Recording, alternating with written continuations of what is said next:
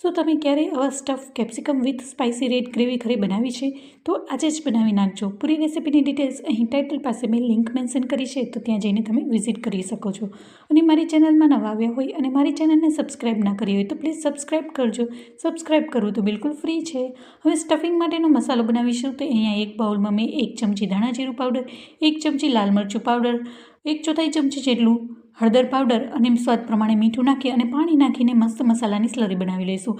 આવી રીતના પાણી નાખીને મસાલો બનાવવાથી જ્યારે આપણે મસાલો છે એ તેલમાં સાતળીશું તો મસાલો બળશે પણ નહીં અને ખૂબ જ સારી રીતના સતળાઈ જશે. હવે આપણે સ્ટફિંગ બનાવવા માટે અહીંયા નોનસ્ટિક પેનમાં 3 ચમચી જેટલું મેં તેલ લીધું છે અને તેલ ગરમ થઈ ગયા બાદ તેમાં ½ ટીસ્પૂન જેટલું જીરું અને 1/4 ચમચી જેટલું હિંગ નાખી અને અહીંયા આપણે 5 થી 6 નંગ જેટલી લસણની કળી એડ કરી દઈશું. અહીંયા જો તમે લસણ ન ખાતા હોય તો સ્કીપ કરી શકો છો અને જે આપણે મસાલો બનાવ્યો છે તેમાં એડ કરી શકો છો. હવે અહીંયા તમે જોઈ શકો છો આપણે મસાલો છે એ પાણી નાખીને બનાવ્યો છે એટલે બળશે પણ નહીં અને ખૂબ જ સારી રીતના સતળાઈ જશે. હવે અહીંયા મેં 3 નંગ જેટલા બાફેલા બટાકા લીધા છે, તેને હાથ વડે મેશ કરી અને તેમાં એડ કરી દઈશું. અહીં જો તમારે મેશ ન કરવું હોય તો ખમણીને પણ નાખી શકો છો. અહીંયા જો તમે જૈન હોય તો લસણને સ્કીપ કરી અહીંયા બટાકાની જગ્યાએ તમે બાફેલા કાચા કેળાને પણ મેશ કરીને નાખી શકો છો. હવે આપણે બટાકા મેશ કરી લીધા છે. હવે એમાં સૌથી પહેલાં ઉપરથી 1 ચમચી જેટલા મેં ફ્રેશ ઝીણા સમારેલા કોથમીર એડ કરી છે અને ચમચાની મદદથી સારી રીતના મિક્સ કરી દઈશું અને ચમચાથી બટાકાને પ્રેસ કરી દઈશું એટલે મસ્ત એવો બટાકાનો માવો બનીને તૈયાર થઈ જશે. આ સ્ટફ કેપ્સિકમ ચોક્કસથી કરી એકવાર બનાવજો. ઘરમાં નાનાથી લઈ બધા મોટાને એટલા જ ભાવશે. હવે અહીંયા ઉપરથી મેં અડધી ચમચી જેટલું મેં ચાટ મસાલો એડ કર્યો છે અને બાઇન્ડિંગ માટે 1 ચમચી જેટલું મેં ચણાનો લોટ નાખ્યો છે.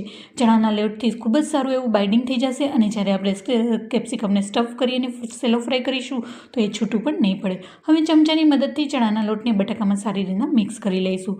હવે મિક્સ થઈ ગયું છે. હવે એને એક બાઉલમાં કાઢી અને થોડીવાર માટે ઠંડો થવા દઈશું. હવે અહીંયા આપણું સ્ટફિંગ છે એ ઠંડુ થઈ ગયું છે. અહીંયા મીડિયમ સાઇઝના કેપ્સિકમને મેં ઉપરથી કટ કરી અને અંદરની સાઈડના બિયાને મેં કાઢી લીધા છે. હવે તેમાં સમાય એટલું સ્ટફિંગ ભરી અને ઉપર સુધી ભરી અને હાથ વડે પ્રેસ કરી અને ભરતા જશું. અહીંયા આપણે સ્ટફ કેપ્સિકમ બનાવવા માટે મીડિયમ સાઇઝના જ કેપ્સિકમનો ઉપયોગ કરવો, જેથી આપણે બનાવવામાં પણ સરળ રહે અને ખાવામાં પણ સરળ રહે. અહીંયા જો તમારી પાસે મીડિયમ કેપ્સિકમ ન હોય તો મોટા કેપ્સિકમને વચ્ચેથી કટ કરી અને તમે સ્ટફિંગ કરી શકો છો. હવે સ્ટફિંગ કરેલા કેપ્સિકમને શેલો ફ્રાય કરવા માટે 1 કપ જેટલું તેલ લીધું છે અને જે સાઈડ સ્ટફ કરેલા ભાગને એ સાઈડ આપણે સૌથી પહેલાં રાખીશું અને બંને સાઈડ સારી રીતના કૂક થઈ જાય એવી રીતના આપણે એને કૂક થવા દઈશું.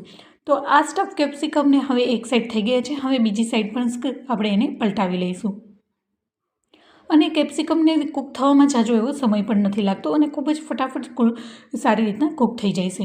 હવે કેપ્સિકમની ચારે સાઈડ સારી રીતના કૂક થઈ જાય તેના માટે મેં અહીંયા 1/4 કપથી થોડું ઓછું પાણી એડ કર્યું